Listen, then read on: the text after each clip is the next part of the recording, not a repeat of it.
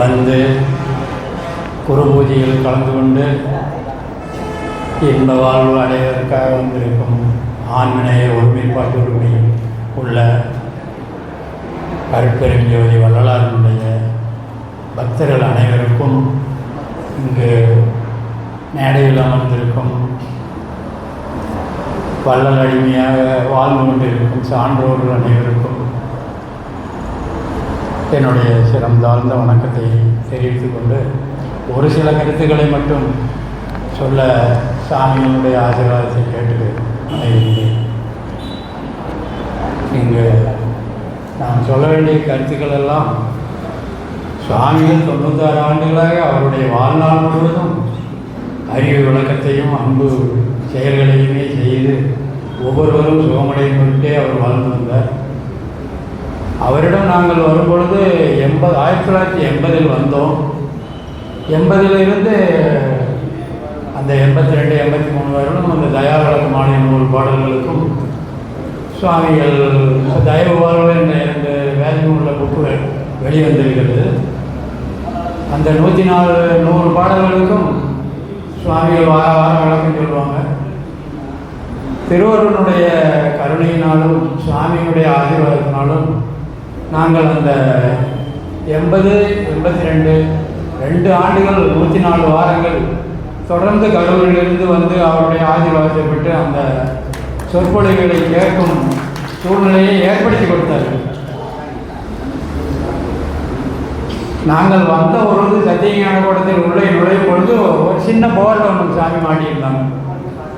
அதில் என்ன எழுதியிருந்தாங்கன்னா, தயவு, தயாபரின் ஜோதி தனிப்பெரும் தயவு, தயவுடையோருக்கு நல்வரவு அப்படின்னு எழுதிட்டு கீழே அவங்க ஒரு வாசகத்தை எழுதி போட்டிருக்காங்க. எங்கும் நிறை அருட் பரம்பொருளே நமது உள்ளமாம் சத்திய ஞான கோட்டத்தில் தயவாக எழுந்தருளி சார்வோருக்கெல்லாம் சகல நன்மையும் வழங்கி வாழ்விக்க உள்ளார். இந்த உண்மையை தோன்றி விளங்க விளக்கம் செய்விக்கவே இங்கு தியான பூஜா விரிவுரைகள் நிகழ்த்தப்படுகின்றன. தயவு அன்பர்கள் இதில் கலந்து அனகானந்தம் அடைவார்களாக. அன்பு, அறிவு, அருள், ஆற்றல், இன்பம் பெற வன்பில் தயவே வழி. இவன் தயாநேயன் சரவணானந்தா அப்படின்னு கீழே எழுதி போட்டுருந்தாங்க. நாங்கள் முதல் நாள் வந்த உடனே அதை படித்து அப்படியே மனசுக்குள்ளே கொண்டு போனோம். எங்கே போனாலும் வந்தாலும் அந்த தயவை சார்ந்து வாழ்கிறதுக்கு அருள்வாளிங்க சாமின்னு வேண்டிக்கிட்டு தொடர்ந்து வந்துக்கிட்டு இருந்தோம். நாங்கள் முதல் நாள் வரும்பொழுது சாமியுடைய ஆசீர்வாதத்தை கேட்கும் பொழுது அவங்க எல்லா சமயம் மத மார்க்கங்கள் உலகத்தில் கடவுளை அறிவாளி அறிகிறதோ, கடவுள் இன்பத்தை அனுபவிக்கிறதோ, மனிதன் கடவுளாக மாறுறதுக்கு உண்டான சூழ்நிலைகளோ எவ்வளவோ இடங்களில் உபதேசம் கொடுக்குறாங்க. சாமி வள்ளலாரினுடைய உபதேசத்தை எங்களுக்கு கொடுங்கன்னு சொல்லி கேட்கும் பொழுது அவங்க உபதேசம்னு ஒன்று இல்லை, வந்துக்கிட்டே இருக்கட்டும், எல்லாம் தானாக தெரியும். நாங்கள் மகான்களுடைய சார்பு கிடைத்தாலே ஒருவன் மகான் ஆகிவிடுவான், ஞானி ஆகிவிடுவான். அவருடைய சாமியினுடைய பார்வையில் பட்டவர்கள் தான் இப்போ எல்லோரும் ஒவ்வொருத்தரும் பொன்னாடை வாங்கிட்டீங்க பூரா சாமியினுடைய பார்வைப்பட்டவர்கள். அவங்க எல்லாத்தையும் தாயாக இருந்து குழந்தைய வளர்த்துறது போல் வளர்த்துனாங்க. உயிர் உலகத்துக்கு அன்னதானம் கொடுத்தாங்க. உலகத்தில் அவனுக்கு என்னென்ன சூழ்நிலைகள், பொருந்துறதுக்கு மனைவி இல்லையா, வீடு இல்லையா, போக்குவரத்துக்கு வாகன வசதிகள் இல்லையா, இந்த உலகத்தில் எப்படி இருந்தால் அவன் உலகத்தில் சன்மார்க்கத்தை அடாப்ட் பண்ணுவானோ அதை செஞ்சு கொடுத்தாங்க. அவர் தான் செஞ்சு கொடுத்தாருன்னு எப்படியா சொல்கிறேன்? நீ தானே பாடுபட்ட, நீ தானே உன் ஊரில் கரூரில் நீ வாழ்ந்துக்கிட்டு இங்கே திண்டுக்கல்லில் இருக்கிற சரவணானந்தாவை நீ வந்து பொய்யா சொல்லிக்கிட்டு ஏமாற்றிக்கிட்டு இருக்கீங்கன்னா அது கிடையாது. அது அவரவர்கள் உள்ளத்தில் தான் தெரியுங்க. உட்காந்துருக்கீங்க எல்லாத்துக்கும் சாமி செஞ்சதெல்லாம் அவங்கவுங்க உள்ளுணர்வில் அவங்களுக்கு தெரியும். அவர் செஞ்ச அன்பு செயல்னால் அவங்க பெற்ற முன்னேற்றங்கள், அவங்க அறிவுனாலையும் ஆற்றல்னாலையும் என்ன முன்னேறி வந்திருக்காங்கிறது அவங்களுக்கு தெரியும். அதனால் வந்து நம்ம குரு பூஜை எதுக்கு வந்திருக்கிறோம்னா, சாமியை வந்து நம்ம புகழ்ந்து அவருடைய திருவடியை சிந்தித்து நம்ம பண்ணுற பூஜை பழிக்கணும்ல. இப்போ நம்ம வந்து அவர்கிட்ட என்ன பூஜை பண்ண முடியும்? நமக்கு என்ன தெரியும்? என்ன மந்திரம் தெரியும், தந்திரம் தெரியும், என்ன யோகம் செஞ்சுருக்கிறோம், என்ன நம்ம முன் ஜென்மத்தில் பலவேறு தர்ம காரியங்களை பண்ணி பைய பல பிறவிகளில் வளர்ந்து வந்தவங்க தான் சரவணானந்தா. அவங்க வந்து முதல் பிறவியிலேயே அந்த ஆனந்த தத்துவத்துக்கு வரல. எல்லா மகான்களுமே பலவேறு பிறவிகளில் தன்னுடைய அக அறிவு ஆன்ம அறிவு வளர்ந்து வந்து தான் கடைசியில் அந்த சச்சிதானந்தம் பூரணப்படும் பொழுது அவன் தான் கடவுள் உண்மையை வெளிப்படுத்த வந்து நிறை மனிதனாகவோ நிறை ஞானம் பெற்றவனாகவோ நிறை ஆனந்த வஸ்துவாகவோ அவன் உணர முடியும். ஆனால் நம்ம சாமியை பொறுத்தளவில் என்னென்னு கேட்டிங்கன்னா அவங்கக்கிட்ட வந்து இப்படி தான் இருக்கணும், இப்படி தாண்டா நீ போகணும், இப்படி தான் இருக்கணும்னு சொல்ல மாட்டாங்க. நாங்கள் ஒரு 1/4 நூற்றாண்டு அவங்கக்கிட்ட நாங்கள் தொடர்பு வச்சுருந்தோம். அந்த 1/4 நூற்றாண்டில் ஒரு நாள் நீ அப்படி இப்படி இடான்னு அவங்க வார்த்தையில் சொன்னது கிடையாது. ஆனால் அவங்க வந்து என்ன பண்ணிட்டாங்கன்னா அவங்களுடைய அந்த கதிர்வீச்சுகள் தயவனுடைய கதிர்வீச்சுகள் இப்போ இங்கே அவங்க சமாதியில் இருக்காங்கன்னா இந்த எல்லையிலேருந்து ஒரு எவ்வளோ அவங்கள நினைக்கிறவங்களுக்கெல்லாம் எந்த இடத்துல அமெரிக்காவிலேருந்து அவங்க நினச்சாங்கன்னா கூட அவங்களுடைய கதிர்வீச்சு கிடைக்கும். அந்த மாதிரியான ஒரு 100 கோடி சூரிய பிரகாசங்கள் ஒன்று சேர்ந்தால் எப்படியோ அப்படியான ஒரு ஆற்றல். அது என்ன நீங்கள் பாட்டுக்கு அவர்கிட்ட இந்த விசுவாசத்தை வச்சு பெருசாக பேசிக்கிட்டு இருக்கீங்க அப்படிங்கிறதெல்லாம் கிடையாது.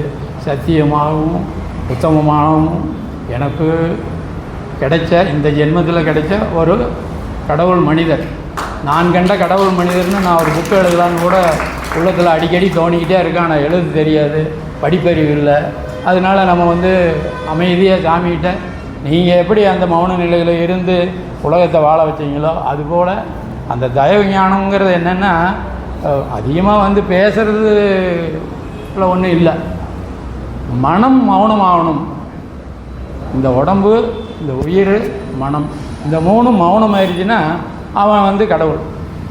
அவன் வந்து இப்போ என்ன பண்ணிக்கிட்டு இருக்குது, அது செயலாகிக்கிட்டே இருக்குது. எதுக்கு செயலாகுது அப்படின்னா அந்த உண்மையை தெரிகிற வரலும் செயல்பட்டு தான் ஆகணும்.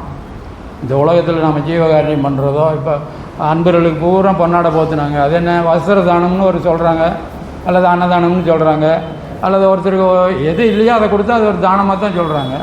ஆனால் நமக்கு கொடுக்கறதுக்கு ஏதாவது சுதந்திரம் இருக்கா அப்படின்னா இந்த உடலும் இந்த உயிரும் உள்ளே இருக்கிற உணர்வும் கடவுள் சுதந்திரத்தால் இயங்கிக்கிட்டு இருக்குது.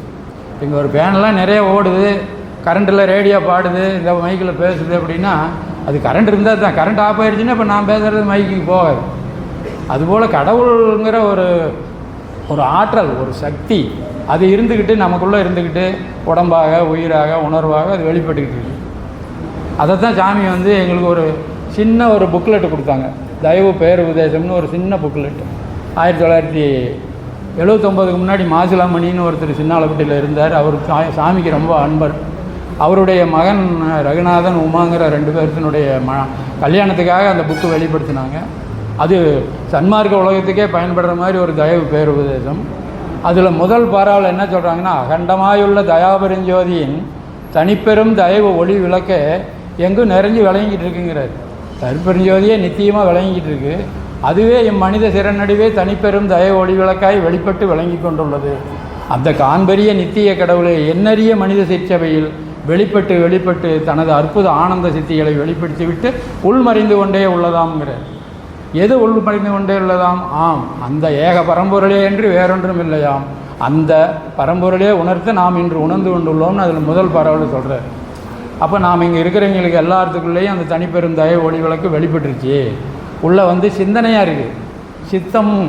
சித்தர்கள்ங்கிறது சித்தத்தை அறிஞ்சவர்கள் சித்தர்கள். சித்தத்தில் அவங்க ஆனந்தப்படுறாங்க. சிவனை அறியணும்னா சித்தத்துக்குள்ளே தான் போயாகணும். ஆனால் நம்ம மனம், புத்தி, சித்தம், அகங்காரம், உள்ளம்ங்கிற 5 கரணங்கள் உள்ளே இருக்குது. மனம், வாக்கு, காயங்கிறது புறக்கரணமாக இருக்குது. இப்போ நம்ம மனம், வாக்கு, காயம் வந்து சுத்தமாகலைன்னா உள்ளேயே போக முடியாது.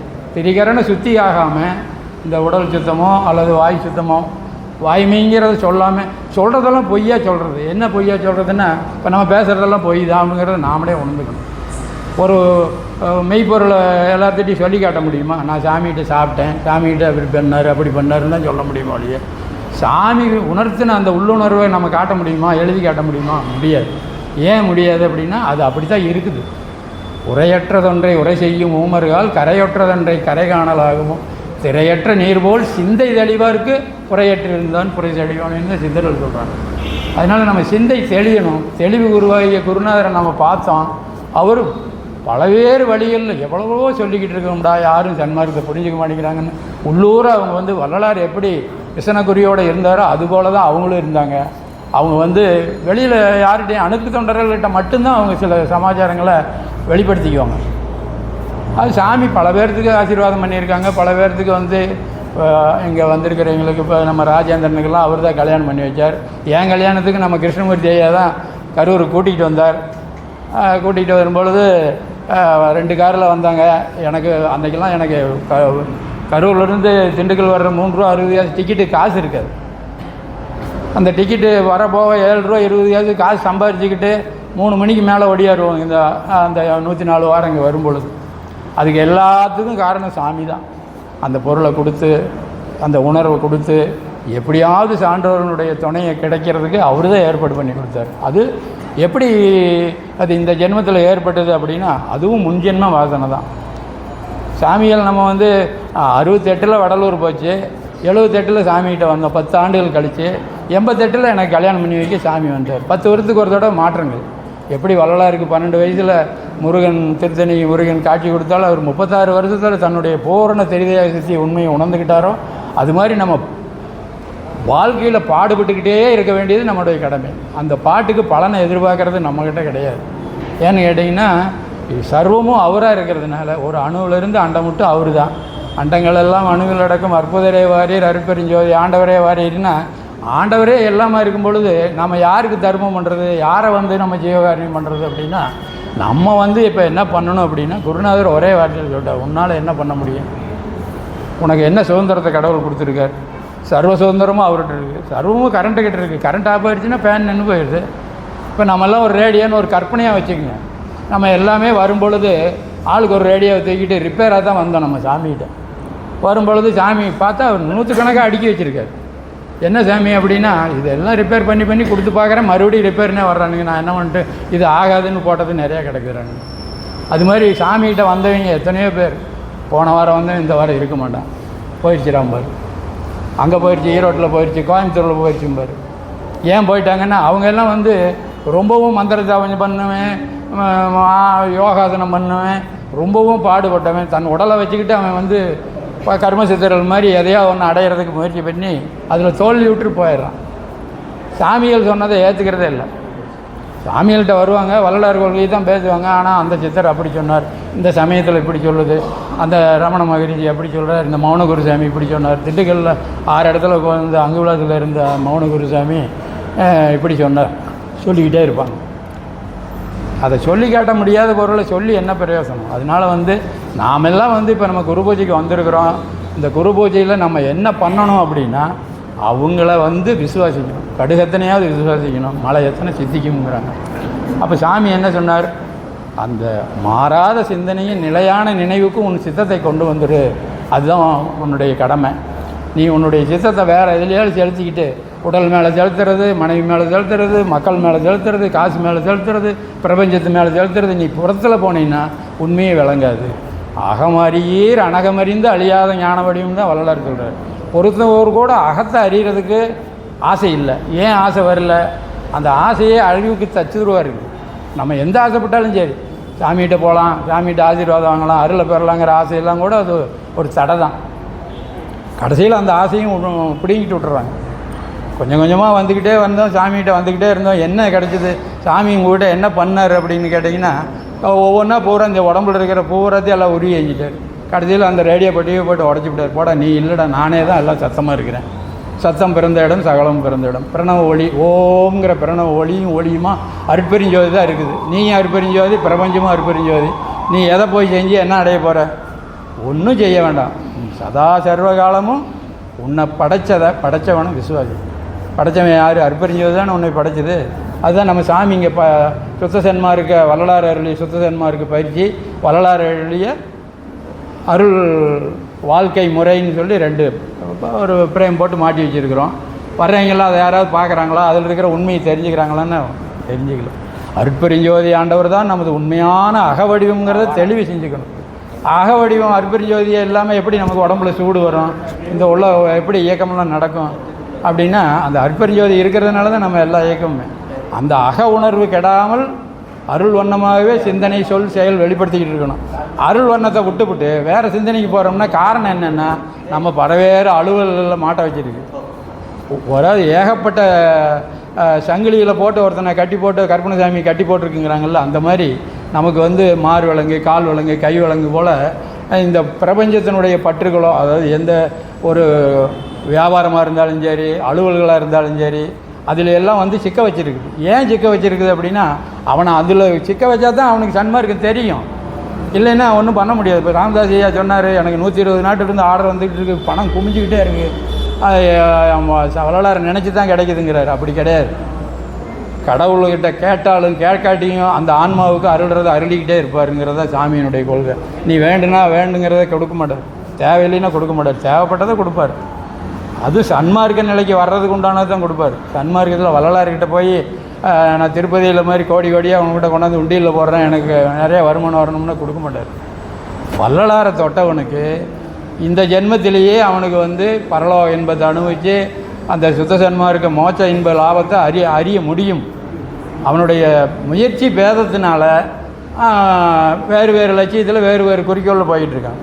ஜீவகாரணி பண்ணால் என்ன கிடைக்கும் அப்படின்னா, இகலோக இன்பத்தில் எல்லாமே நிறைவாக கிடைக்கும். பரலோக இன்பம் கிடைக்கணும்னா அந்த உள்ளமே வந்து கடவுள் மயமாக இருக்குதுங்கிறத தெரிஞ்சு வாழ கற்றுக்கணும். அந்த வாழ கற்றுக்கிறதுக்கும் குரு தயவு வேணும். குரு இல்லா வித்தை குருட்டு வித்தை, வித்து இல்லாத சம்பிரதாயம் மேலும் இல்லை கீழும் இல்லை. விதை இருக்கணும். இப்போ சாமிகிட்ட வந்து ஒரு மூட்டை விதை தயவு விதை வச்சுருந்தாங்க, எல்லார் மனசுக்குள்ளேயும் தயவு விதை விதைச்சாங்க. ஆனால் எல்லார் மனசும் அந்த பண்பட்டு இருந்ததுன்னா அதில் அது முளைக்க ஆரம்பிக்கும். எந்த மண்ணில் உழுவுதோ அது போல தான் அது முளைக்கும்.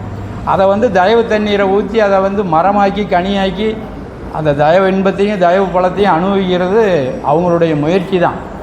சாமி என்ன சொல்கிறாங்கன்னா, அந்த முன் ஜென்மம் பின் ஜென்மம், முன்வினை பின்வினை, இதையெல்லாம் தூக்கி குப்பையில் போட சொல்கிறாங்க.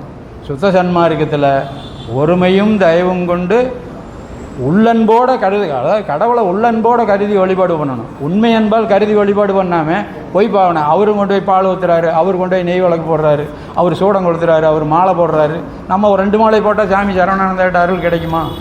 அப்படியெல்லாம் அவங்க சொல்லலை. இதெல்லாம் தேவையில்லைன்னு தான் சொன்னாங்க. சாமிகிட்ட ஒருத்தர் ஒரு 400 ரூபா செலவு பண்ணி ஒரு பெரிய மாலையை கொண்டாந்து போட்டார். சாமி சொன்னார், இதெல்லாம் தேவையாடான்னு சொன்னாங்க. ஏன்னு கேட்டிங்கன்னா, அவங்க வந்து உண்மையை தவிர்த்து வேறு எதுக்கும் அனுமதி கொடுக்கறதில்ல. அதனால் வந்து சாமி 80வது முத்து விழாவில் போட்ட சந்தன மாலையை தூக்கி இந்திரா கொண்டு போய் வச்சுக்கிட்டான்னாரு. வள்ளலார் படத்தில் மாட்டி விட்டு இன்றைக்கு நம்ம வீட்டில் இருக்குது. சாமிகள் வந்து முதல் வருஷம் நம்ம வீட்டில் வந்து அந்த ஜீவகாரணியை ஏற்றுக்கிட்டார். நான் ஒரு ஏழை தான். ஒரு 50 பேர்த்துக்கு சோறாக்கிறதுக்கு ஒரு 150 ரூபா செலவு பண்ணுறதுக்கு கைமாத்து வாங்கி கஷ்டப்பட்டு தான் செஞ்சு வச்சு சாமிக்கு அதை செஞ்சோம். அவங்க வந்து கால் வச்சுட்டு வந்தாங்க, பாத பூஜை பண்ணணும். அன்னைக்கு இருந்து அவங்க நம்மளுடைய வாழ்க்கையை வந்து எல்லாத்தையுமே மாற்றிவிட்டாங்க. நான் என்னுடைய ஜாதகத்தில் 36 வயசுல நான் செத்து போயிடுவேன்னு தான் விதி. கல்யாணம் இல்லாமே வாழ்வாருன்னு தான் வந்து விதி. அங்கே தஞ்சாவூரில் போய் அரண்மனை ஜோசியர்கிட்ட போய் பார்த்தா அவர் தான் சொல்கிறார், இவர் கல்யாணம் இல்லாமே வாழ்வார் அப்படிங்கிறார். அப்போது கல்யாணம் இல்லாதவனுக்கு இப்போ கல்யாணம் பண்ணி வச்சது நம்ம சாமி. எனக்கு இப்போ பேரன் பேத்தி எல்லாம் நிறைவாக கொடுத்துருக்கிறதும் அவர் தான். இது என்னடா இப்படி ஆகி போச்சே அப்படின்னு பார்த்தா, நம்ம வாழ்க்கையே மாற்றினதுக்கு யார் காரணம் அப்படின்னா அந்த அருட்பெருஞ்சோதியினுடைய தனிப்பெருங்கருணை. விசுவாசம் பண்ணுறவர்களை அது விசுவாசம் பண்ணோம், விசுவாசம் பண்ணுறதாக நடிக்கிறவர்களை நடிக்க வச்சுட்டே போயிடும்.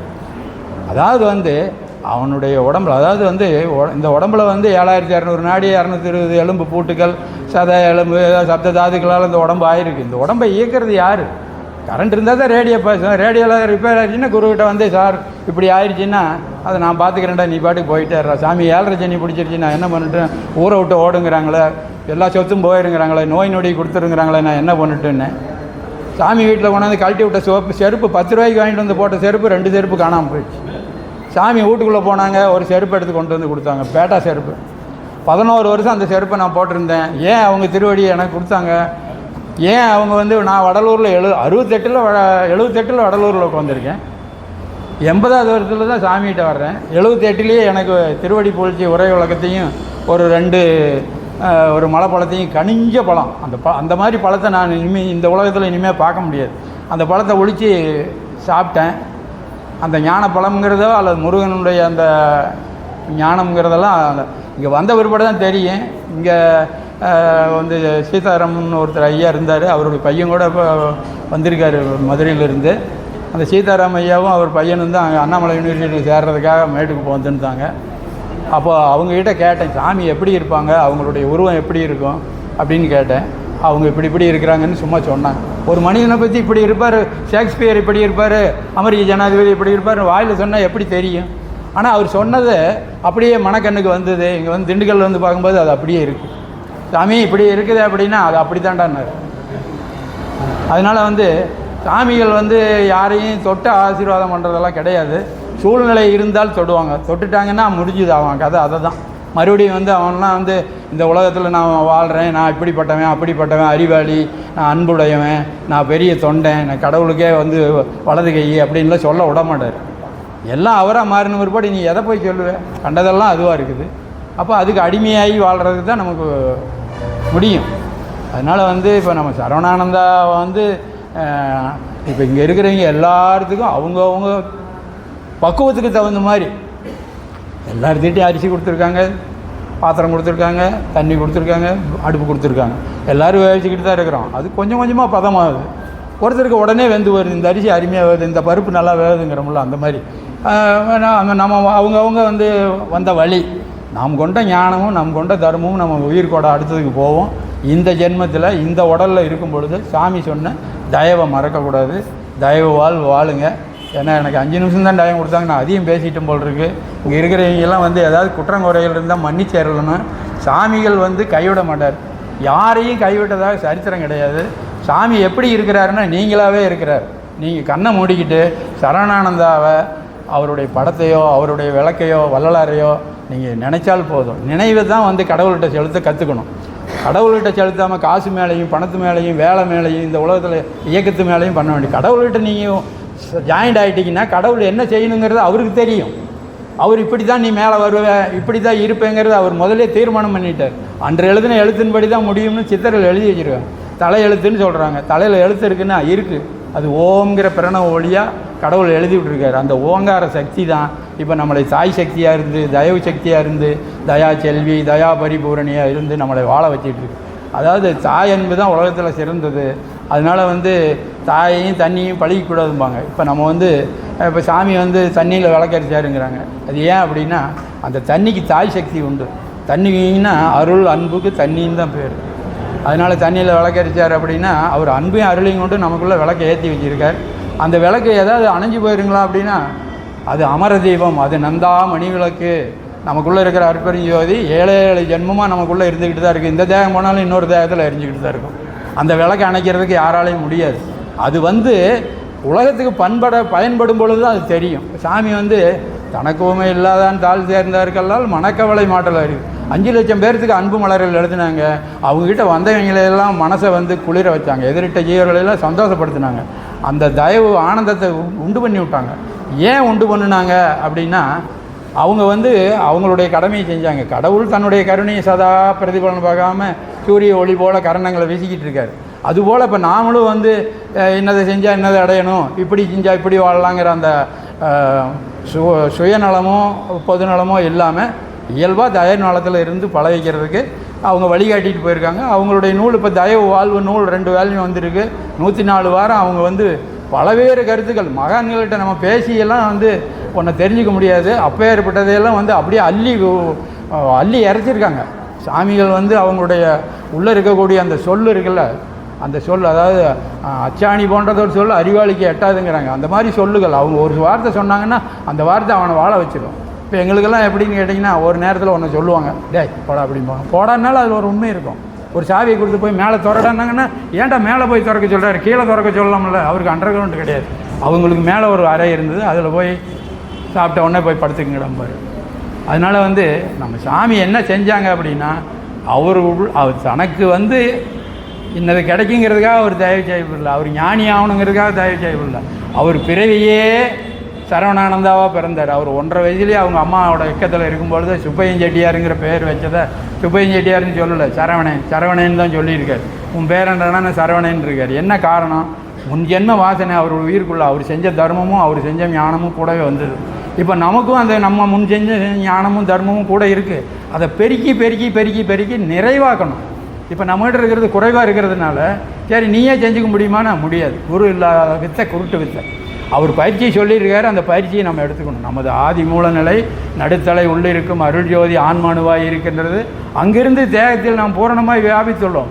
ஆகையால் ஆன்மானுவை மனதினால் உறுதியாய் பற்றி நாம் வந்து அந்த அருள் இன்ப வாழ்வு வாழணும். அருள் இன்பத்தை நம்ம உடம்புல அனுபவிக்க முடியாது, உயிரில் அனுபவிக்க முடியாது, ஆன்மாவில் மட்டும்தான் அனுபவிக்க முடியும். ஆன்மாவோ கண்ணுக்கு தெரியாதது, அந்த ஒளியும் கண்ணுக்கு தெரியாது. இப்போ நாம் கண்ட ஒளியெல்லாம் அருட்பெருஞ்சோதி அல்ல, அது மின்காந்த அணுக்களாக அணு தோறும் பஞ்சபூத அணுக்கள்லேருந்து எல்லா பாக்டீரியா அணுக்களுக்குள்ளேயும் இயக்கிட்டு இருக்குது. அந்த இயக்கிற அந்த சக்தியை தான் தயா சக்தி, தயா பரிபூரணி, தயவு தாயின்னு சொன்னாங்க. அதனால் நாம் அந்த தயவை கைவிடக்கூடாது. அது தயவுன்னு வாயில் சொல்கிறதோ அல்லது நான் தயவு செயல் புரிகிறேன் அப்படின்னு சொல்லி சுதந்திரம் நம்ம உடலில் இருந்துக்கிட்டு செய்கிறது, அது அப்படிலாம் பண்ண முடியாதுப்பா. 1000 மூட்டை அரிசி போட்டு மாயூரம் வீரையா பிள்ளை வடலூரில் போட்டார் மேட்டுக்குப்பத்தில். பார்த்தீங்கன்னா மலையாக சோறு குமிஞ்சிருக்கும், மலையாக தொட்டியில் சாம்பார் அத்தனை ஊற்றுனவர். அவர் என்ன மோட்ச இன்பம் கிடைச்சதுன்னா அது கிடையாது, அப்படி பெற முடியாது. வரலாறு வந்து அப்படிலாம் வந்து உனக்கு என்ன சுழல் இருக்குது, நம்ம 1000 மூட்டை போட முடியுமா? முடியாது. அவருக்கு மில்லு வச்சுருந்தாரு, அரிசி மில்லு வச்சுருந்தாரு. 10 மில்லுக்காரங்கிட்ட ஆளுக்கு 10 மூட்டை வாங்கியாந்து 1000 மூட்டையை வடித்து கொட்டினார். நம்ம ஒரு படி அரிசிக்கு நமக்கே வழி இல்லாமல் இருக்கிறோம். அப்போ நமக்கு என்ன சுழலை சாமி ஏற்படுத்தி கொடுத்துருக்காங்க? அந்த சுழலில் உனக்கு 2 வேட்டி கொடுத்துருந்தா அந்த 2 வேட்டி ஒழுங்காக துவைச்சி கட்டு, ஒழுக்கத்தோடு இரு. ஒழுக்கம்தான் கடவுள். தயா ஒழுக்கம் இருந்தால், தயா விசாரம் இருந்தால் தயா இன்னும் கிடைக்கும். அதனால் வந்து குரு பூஜைங்கிறது என்னென்னா, குரு மொழி கொள்ளா சீடனாக வாழாமல் ஆபத்துக்கு உதாரணம், தாகத்தை தீரா தண்ணீர், கருத்தர முடியாத பொம்பளை, குருமொழி கொள்ளா சீடன் இருந்தென்ன போயன்னு தான் ஜீவசுந்தம்னு சொல்லுது. அதனால் வந்து குரு நமக்கு சொன்ன அந்த தயா விளக்க மாலையை வந்து உரை விளக்கத்தை நீங்கள் எல்லோரும் வாங்கி படிங்க. இதுக்கு முன்னாடி வந்த நூல்களுக்கும் இப்போ வந்திருக்கிற உரை விளக்கம் வந்து சாதாரணமாக நம்மகிட்ட பேசுகிற மாதிரியே சொல்கிறார். அதாவது தெரியாத விஷயங்கள் இந்த பிரபஞ்சத்தில் என்னென்ன இருக்கோ அத்தனையும் சொல்லியிருக்காரு. அதை நம்ம வாங்கி படித்து தெரிஞ்சு உணர்ந்து வாழ்க்கையில் கடைபிடித்து அந்த தயா வாழ்வில் தயா நிறை என்பதை எல்லோரும் அடையணும்னு நான் வேண்டிக்கிறேன். எல்லோரும் வந்து ஆசீர்வாதம் பண்ணுங்கள். குருநாதருடைய கருணை குரு